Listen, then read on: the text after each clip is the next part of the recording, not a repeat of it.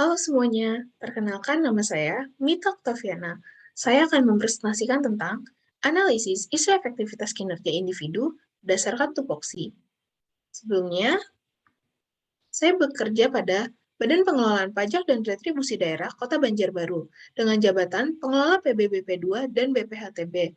Untuk tupoksi terkait dapat dilihat pada Perwali Banjarbaru nomor 57 tahun 2021, bagian keempat pasal 7.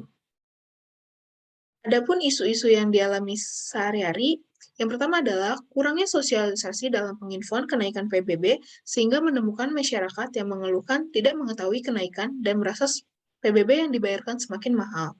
Yang kedua, SPPT yang terkadang tidak sampai kepada masyarakat. Yang ketiga, permintaan masyarakat untuk menyicil pembayaran PBB. Dan yang keempat adalah permintaan masyarakat terkait mencarikan PBB yang dimiliki, namun data dukung pencarian yang dibawa tidak lengkap, sehingga menyulitkan petugas pelayanan untuk mencarikan PBB yang diminta. Dari keempat isu yang saya jabarkan, berdasarkan dengan EKPL USG, saya memilih satu isu, yaitu adalah SPPT yang terkadang tidak sampai kepada masyarakat.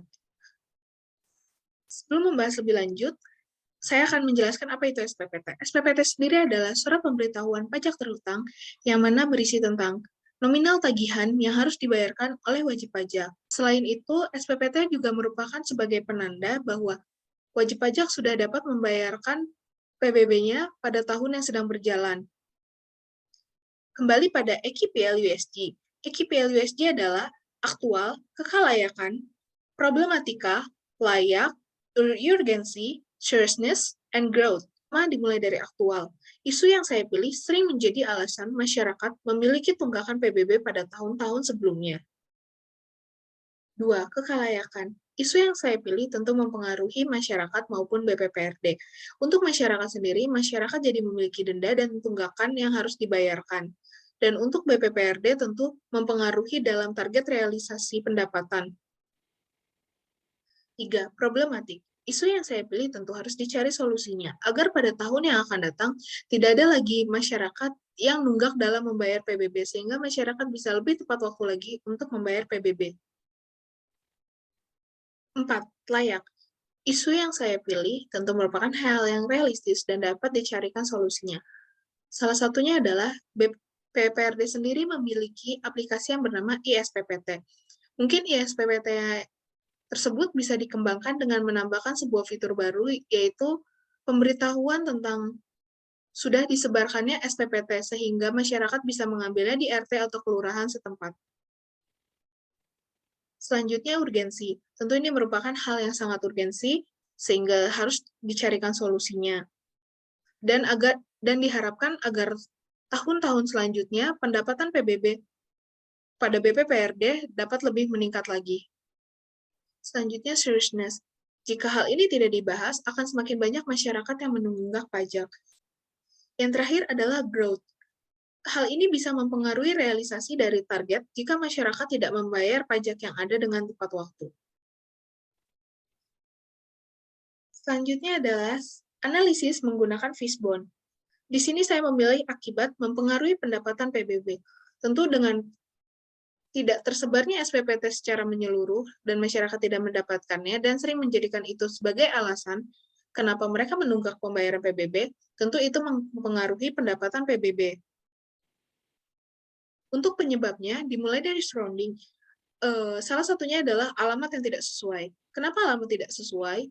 Karena ada perubahan wilayah RT, sehingga pihak yang membagikan SPPT tidak bisa memberikan secara langsung kepada wajib pajak yang bersangkutan. Yang kedua adalah tanah kosong. Karena merupakan tanah kosong, tentu pembagian tidak bisa dilakukan. Yang kedua adalah sistem.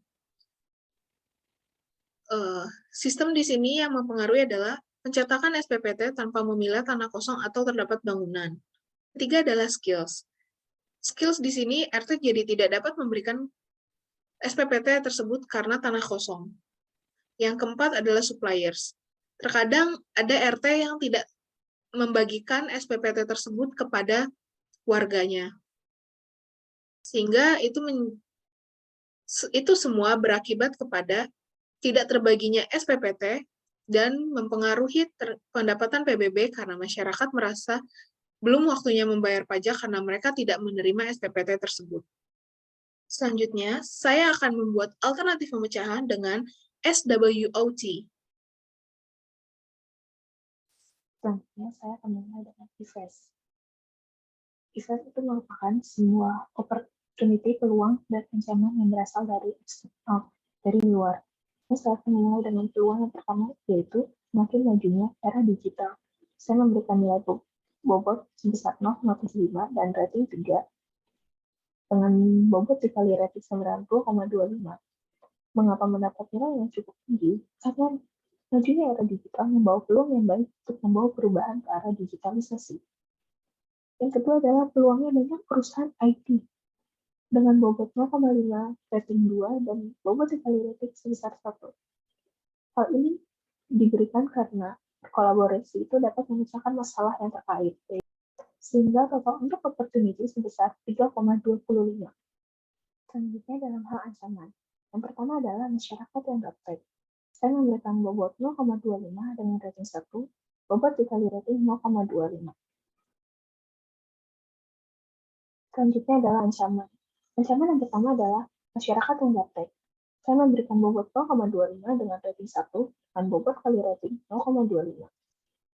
Masyarakat yang gaptek harus menjadi acuan jika ingin ke arah digitalisasi. Yang kedua adalah dapatnya pengurangan anggaran dari pemerintah.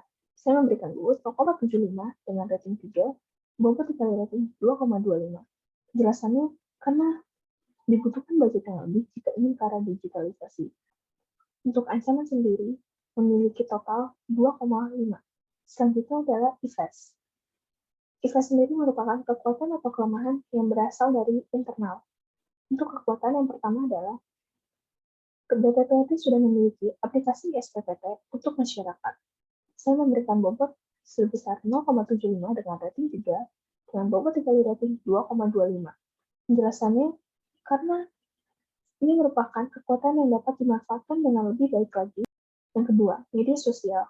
Saya memberikan bobot 0,5 dengan rating 2, bobot dikali rating 1.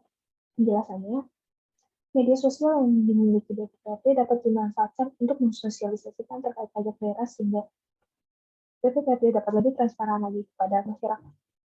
Sehingga total untuk kekuatan sendiri sebesar 3,25. Selanjutnya adalah kelemahan.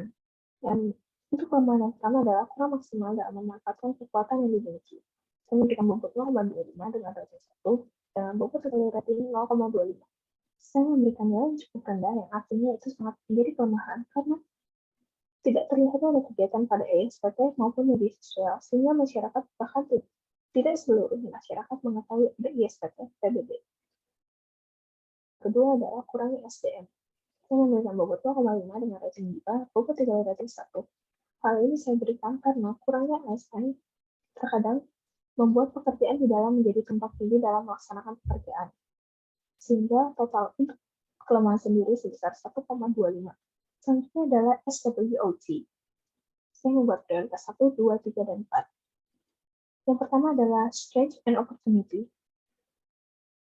Yang pertama adalah SO, Strength and Opportunity, yang dijumlahkan mendapatkan bobot nilai 6,5. Strategi dan kebijakan yang dilakukan adalah pengembangan fasilitas ke arah digital dengan memanfaatkan aplikasi yang sudah ada, mensosialisasikan dengan transparan apa yang seharusnya diketahui masyarakat. Yang kedua, Business Opportunity, dengan bobot nilai yang dijumlahkan sebesar 4,5. Strategi dan kebijakan yang dilakukan harusnya melakukan kolaborasi dengan perusahaan IT untuk mengembangkan aplikasi yang sudah ada, melakukan pengembangan ke arah digital atau tidak terkendala lagi dengan SPB. Yang ketiga, SE, Strength, dengan bobot nilai 5,75. Strategi dan kebijakan yang diberikan mensosialisasikan pada masyarakat tentang aplikasi yang ada dengan baik, terutama kepada masyarakat yang gaptek. Yang terakhir adalah WT, Witness Trade, dengan bobot nilai 3,75.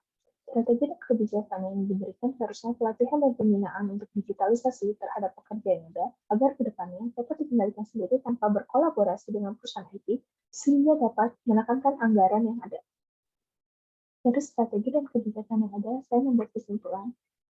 Solusi yang harus kita pertimbangkan BPRT dapat lebih memanfaatkan aplikasi yang dimiliki selain hanya untuk dapat melihat tindakan, tapi juga dapat mengetahui SPP sudah terbit atau tidak, sehingga kedepannya tidak ada lagi masyarakat yang beralasan menunggak pajak karena belum menerima SPP. Selain itu juga dapat diperluas untuk mengetahui sudah sampai mana berkas yang dimasukkan wajib pajak, dengan tinggal memasukkan nomor pada tanda terima yang masyarakat miliki, sehingga kedepannya masyarakat juga tidak perlu bolak-balik hanya untuk menanyakan berkas sudah selesai atau tidak. Sekian dari saya.